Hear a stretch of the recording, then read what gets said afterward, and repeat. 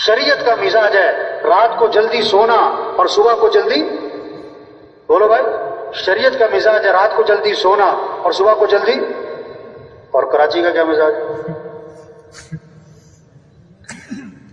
بھئی جو رات کو جلدی سوئے گا وہی تو صبح جلدی اٹھے گا نا، جو سوئے گا ہی دیر سے تو اٹھے گا بھی۔ کون سے وقت میں برکت ہے، کون سے کاموں میں برکت ہے؟ صبح کے، صبح اٹھو۔ دیکھو 5 نمازیں ہیں،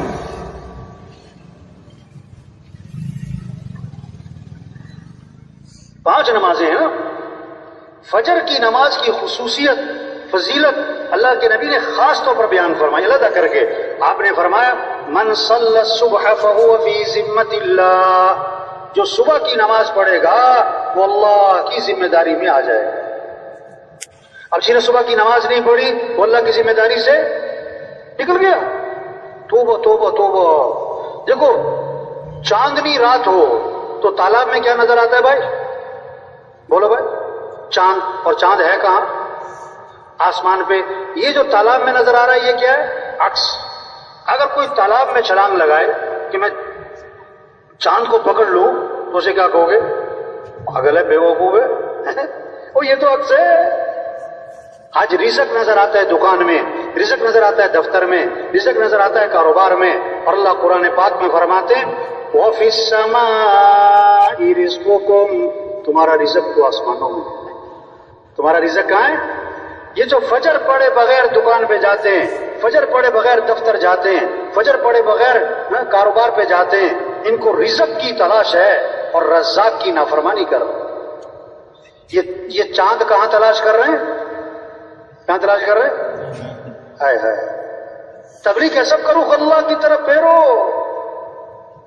اللہ کے سامنے جھکو۔ ہاں، جو کام پیسوں سے نہیں ہوتا اور جو کام حکومتوں سے نہیں ہوتا وہ کام اللہ تمہاری نماز سے کرے گا، وہ کام اللہ تمہاری دعاؤں سے کرے گا، وہ کام اللہ تمہارے سجدوں سے کرے گا۔ نماز پڑھو۔ دیکھو 5 نمازیں ہیں نا، 5 نمازیں ہیں نا۔ سب سے پہلی نماز کون سی ہے اور سب سے کم نمازی کس میں؟ فجر میں۔ حدیث میں آتا ہے جس نے صبح نماز نہیں پڑھی اور نہ وضو کیا نہ اللہ کا نام لیا، یہ وہ آدمی ہے جس کے کانوں میں شیطان نے پیشاب کر دیا۔ حدیث ہے۔ اب جو فجر پڑھتے ہی نہیں ہے کئی سالوں سے، اس کے کان تو شیطان کے گٹر بنے۔ شیطان کے کیا ہیں؟ اس میں خیر کی بات اس کے کان پہ اثر کرے گی نہیں، وہ تو شیطان کے پیشاب سے بھرا ہوا ہے اس کا کان۔ حدیث میں آتا ہے فجر میں اور عصر میں فرشتوں کی تبدیلی ہوتی ہے، جیسے گھاڑ تبدیل ہوتے ہیں نا، تو فرشتے تبدیل ہوتے ہیں کب؟ فجر اور جب فرشتے واپس جاتے ہیں نا تو اللہ فرماتے ہیں فرشتوں سے باوجود جاننے کے جب تم گئے تھے میرا بندہ کیا کر رہا تھا، اب تم واپس آئے ہو تو میرا بندہ کیا کر رہا تھا۔ اگر وہ پکا نمازی ہے تو فرشتے کہتے ہیں اللہ جب شام کو گئے تھے نا تو عصر کی نماز پڑھ رہا تھا، ابھی واپس آئے نا تو فجر کی نماز پڑھ رہا تھا۔ واہ واہ، کتنی خیر کی بات پہنچی۔ اگر خدا نخواستہ بے نمازی ہے تو فرشتے کہیں گے اللہ جب شام کو گئے تھے تو دکان بیٹھا تھا یا کلب بیٹھا تھا یا جم میں تھا، ابھی صبح آئے ہیں تو سو رہا تھا پڑا ہوا تھا۔ تو نیت کرو بھی سب کو نمازی بنانا ہے انشاءاللہ۔ یہ محنت ہے تبلیغ میں، نماز زندہ ہو۔ اللہ نے پیسہ دیا زکوٰۃ دو، حدیث میں آتا ہے جس مال کی زکوٰۃ نہیں دی جائے گی وہ مال گنجا سانپ بنا کر اس کے گلے میں توپ ڈالا جائے گا اور اس کو ڈسے گا اور کہے گا میں ہی تیرا مال ہوں، میں ہی تیرا خزانہ۔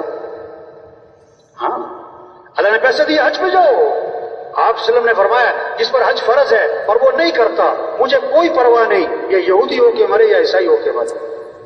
رمضان آیا روزے رکھو، حدیث میں عادت سے نے ایک روزہ چھوڑ دیا رمضان کا، ایک روزہ صرف، ساری زندگی روزے رکھتا رہے، وہ ایک روزہ چھوڑنے کا جو نقصان ہوا ہے پورا نہیں ہو سکتا۔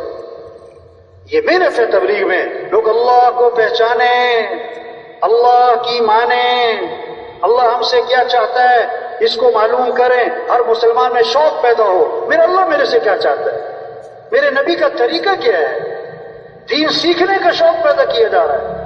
مجھے ایک نوجوان ملا پچھلے دنوں، میں نے کہا کیا پڑھتے ہو؟ کہتا ہے میں کالج میں پڑھتا ہوں۔ کون سی کلاس میں؟ کہتا فرسٹ ایئر میں. میں نے کہا بتانا غسل کے فرض کتنے ہیں؟ کہتا 8. میں نے کہا پورے کر کے دکھاؤ ذرا. اب منہ دیکھے.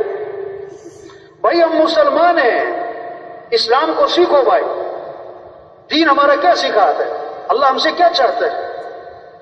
نماز سیکھو بھائی، دین سیکھو بھائی. ہمارے ہاں نا ایک عجیب بات چلتی ہے. بارات جا رہی ہے مسجد کی طرف. کیوں؟ کہ دولہا نے شادی کے نفل پڑھنے. شادی کے نفل. ویسے کبھی جائے نہ جائے شادی کے نفل. تو ایک بارات گئی مسجد.